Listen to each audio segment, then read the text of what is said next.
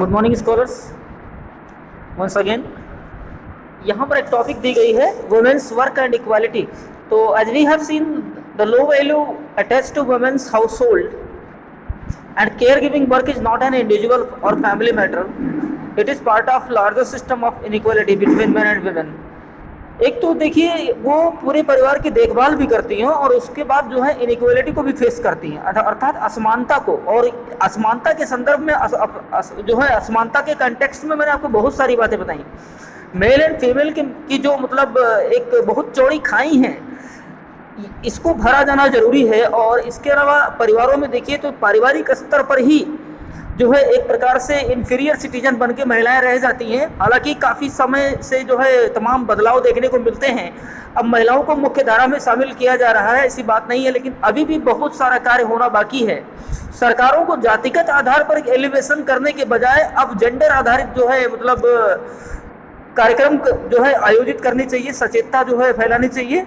लेकिन सरकार तो क्या है, मैं किसी पर्टिकुलर गवर्नमेंट की क्रिटिसिज्म नहीं कर रहा हूं, लेकिन मैंने एक्सपीरियंस क्या किया है कि जातिगत आधार पर सरकारें बहुत काम करती हैं, लेकिन जेंडर डिस्पैरिटी और जेंडर इनइक्वालिटी को जो प्रैक्टिस किया जाता है अभी भी भारत में, उसके ऊपर सरकार ज़्यादा कोई कार्य नहीं करती है। ठीक है ना, क्योंकि वो मामला वोट बैंक का नहीं है और ये मामला वोट बैंक का है। ठीक है ना, जाति आधारित जो है एलिवेशन वोट बैंक का मामला है, लेकिन जेंडर आधारित जो है एलिवेशन वोट बैंक का मामला नहीं है, इसलिए सरकारें इस पर ज़्यादा ध्यान नहीं देती हैं। और हालांकि सभी लोग वादा करते हैं कि जो है महिलाओं को उनके सम्मान और उनकी सुरक्षा का पूरा जो है ध्यान रखा जाएगा, लेकिन प्रैक्टिकली कुछ ऐसा होता दिखाई नहीं देता है।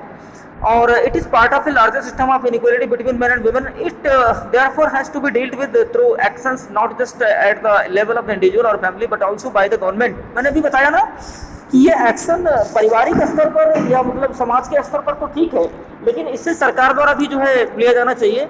As we know equality is an important principle of our constitution, बहुत इंपॉर्टेंट चीज़ है।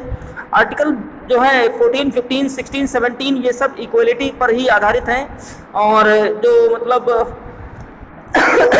हमारे फंडामेंटल राइट्स हैं उनमें जो है आर्टिकल 14, 15, 16, 17, ठीक है ना, आप देख लीजिएगा। आप चाहें तो इसमें मदद ले सकते हैं नेट की, तो आपको मालूम हो जाएगा कि उसमें जेंडर आधारित डिस्क्रिमिनेशन हम नहीं कर सकते, जाति आधारित डिस्क्रिमिनेशन हम नहीं कर सकते, तमाम चीज़ें हैं।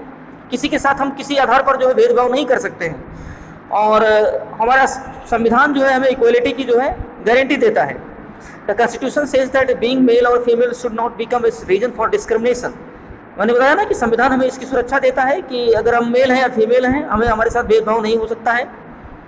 In reality inequality between the sexes exist, अर्थात लिंग आधारित, अर्थात मेरे कहने का मतलब है मेल एंड फीमेल आधारित जो है अभी भी तमाम प्रकार से असमानता देखने को समाज में मिलती है। The government is therefore committed to understanding the reasons for this and taking positive steps to remedy the situation.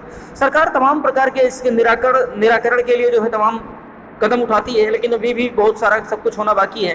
For example, it recognises the burden of child care and house work falls on women and girls. This naturally has an impact on whether girls can attend school. ये देखिए, मैं आपको बता दूं, ये सचेतता वाली बात है, ये शिक्षा की बात है, लिटरेसी की बात है कि सरकार कुछ भी करे, लेकिन सरकार को इस सबसे ज़्यादा जरूरी है कि वो लिटरेसी को इंक्रीज करने में जो है अपने कदम उठाएं, और इससे सारी चीज़ें अपने आप जो है रेक्टिफाई हो जाएंगी, सारी चीज़ें अपने आप ठीक हो जाएंगी। It determines whether women can work outside the house and what kind of jobs and careers they can have. The government has set up anganwadi और child care centres in several villages in the country. ये सारी चीज़ें आपको मालूम है। The government has passed laws and make it mandatory for organizations that have more than 30 women employees to provide crisis facilities. तमाम प्रकार की फैसिलिटीज़ जो है सरकार ने गाइडलाइंस बनाई है कि हर एक प्रकार की इंडस्ट्री में जो है हर प्रकार के एक ऑर्गेनाइजेशन में दिया जाना चाहिए। The provision for creches helps many women to take up employment outside the home. It also makes it possible for more girls to attend school. अब यहाँ पर एक चीज़ और है, SDG, सस्टेनेबल डेवलपमेंट गोल।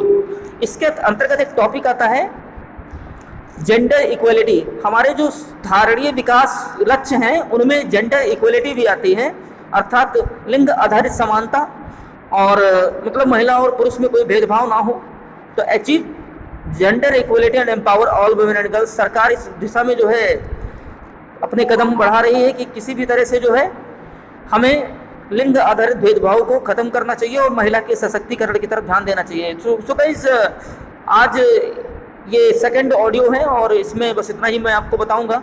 आगे दो तीन दिनों में ये चैप्टर भी फिनिश हो जाएगा। So guys, thank you very much for today.